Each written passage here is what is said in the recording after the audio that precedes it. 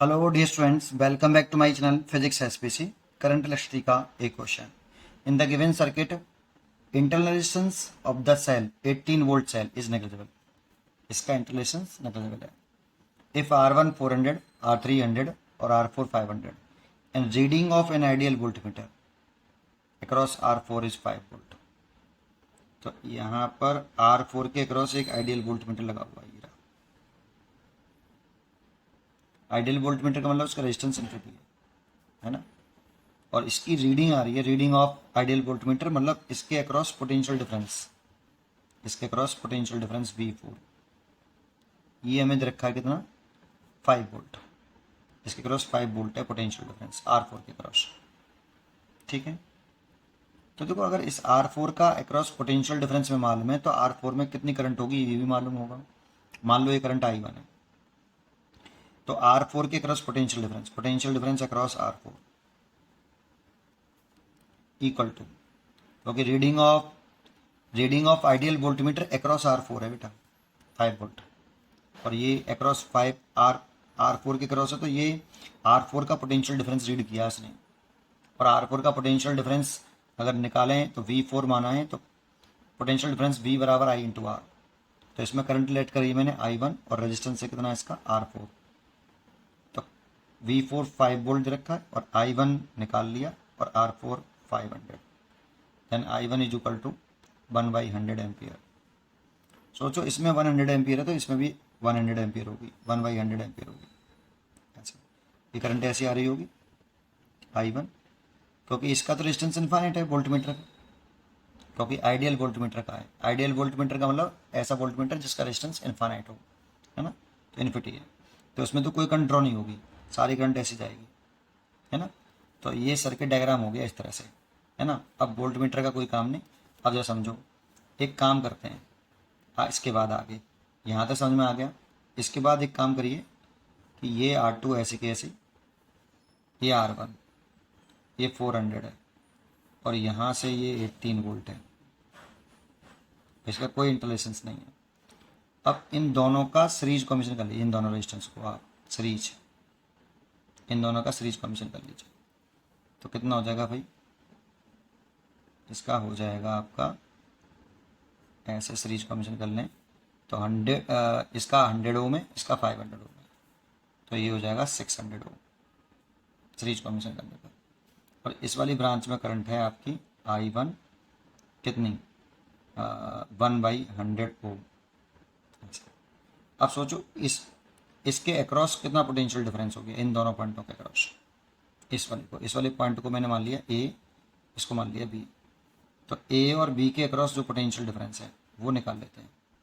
तो देखो potential difference across या पोटेंशियल डिफरेंस बिटवीन पॉइंट लिख लो, between points A and B, VAB लिख लेता हूँ. तो पोटेंशियल डिफरेंस होता है करंट इनटू रेजिस्टेंस. तो देखो इसके अक्रॉस पोटेंशियल डिफरेंस कितना है इस रेजिस्टेंस का, इसका VA, इसका VB, तो पोटेंशियल डिफरेंस हो गया VA माइनस VB, है ना. That means VAB. इसको ऐसे लिख सकते हो आप, ये पोटेंशियल एट पॉइंट है, ये potential at point B, that means potential difference between points A and B. तो इसके across potential difference A and B है ना, VA माइनस VB.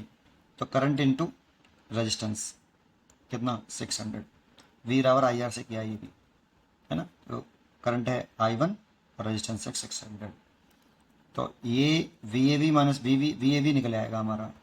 करंट हमें मालूम है 1/100 और ये 600, तो ये काट दिया तो 6 वोल्ट आ गया. तो इसके अक्रॉस जो पोटेंशियल डिफरेंस आ गया ये वाला 6 वोल्ट.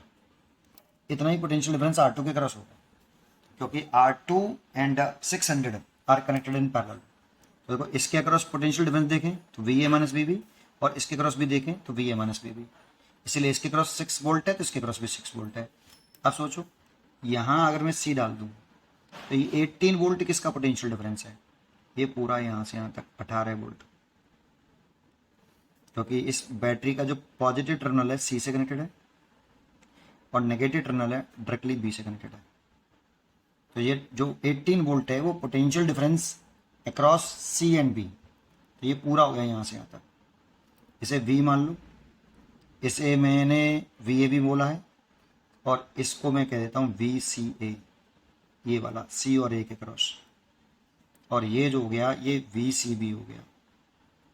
तो V C B total potential difference है किसके बराबर, V C A plus V A B के। भाई सीरीज में तो है, ये सीरीज में पोटेंशियल डिवाइड होता है टोटल, ये टोटल पोटेंशियल डिफरेंस है वी।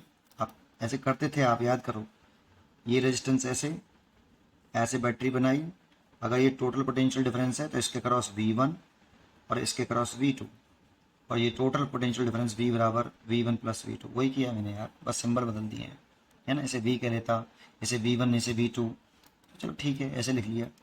तो VCB की वैल्यू 18 वोल्ट, VCA निकालना है और प्लस VAB 6 वोल्ट, तो इससे VCA निकल आएगा 18 में से 6 गए तो 12 वोल्ट।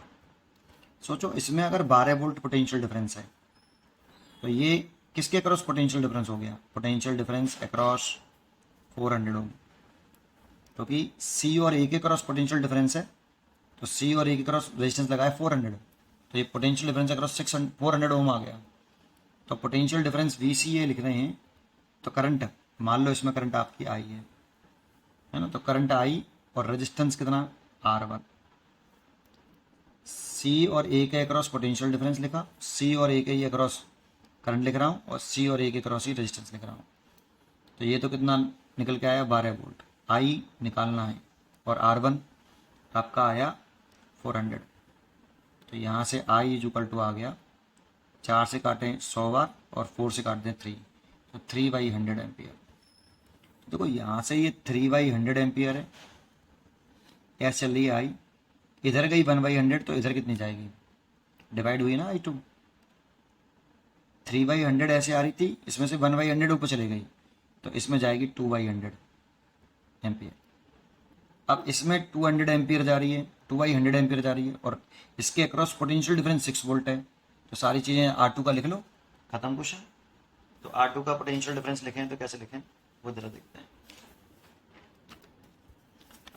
तो देखो इसीलिए पोटेंशियल डिफरेंस अक्रॉस R2, और R2 के अक्रॉस पोटेंशियल डिफरेंस जो होगा वो होगा कितना, करंट और R2 का रेजिस्टेंस। तो करंट तो कितना है 2/100 है, रेजिस्टेंस निकालना है, और R2 का पोटेंशियल डिफरेंस कितना है, R2 का A और B के क्रॉस है तो 6 वोल्ट, तो 6 वोल्ट 2 से काट दिया ये 3 बार, इसका से मल्टीप्लाई, तो R2 बराबर आया 300 ओम, इसीलिए इसका आंसर हो गया 300 ओम। पढ़ते रहिए और खुश रहिए, ठीक है।